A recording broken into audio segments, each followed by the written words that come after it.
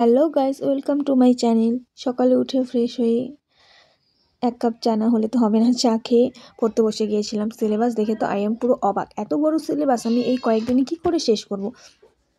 তারপর কি আর পড়তে বসে গিয়েছিলাম, তো নোটস বানাতে হবে ফার্স্টে। তো নোটস বানিয়ে একটু পড়ে নিয়েছিলাম। এত পড়া আমি কি করে শেষ করব এটাই ভাবছিলাম। যাই হোক, পড়তে তো হবেই, সেমিস্টারে পাস তো করতেই হবে, না হলে তো কোনো উপায় নেই।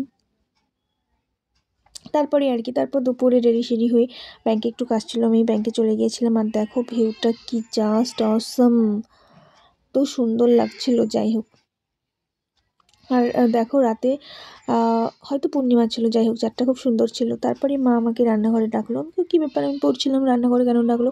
তারপর গিয়ে দেখি চিকেন কষা রান্না করছে। ও মাই গড, আমি তো দেখে পুরো অবাক। যাই হোক, তারপর মা চিকেন কষা রান্না করবে আর আমাকে দেবে না, তো টেস্ট করতে দিয়ে দিয়েছিল। আর টেস্ট তো কোনো তুলনাই হয় না।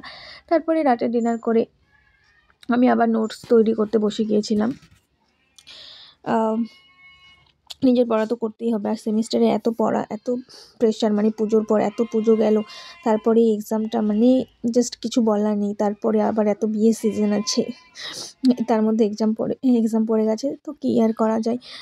তারপর পড়তে পড়তে দেখি রাত 12:30 বেজে গেছে। তারপর আর কি ঘুমিয়ে পড়লাম। টাটা, আজকের মতন এটুকুই, বাই।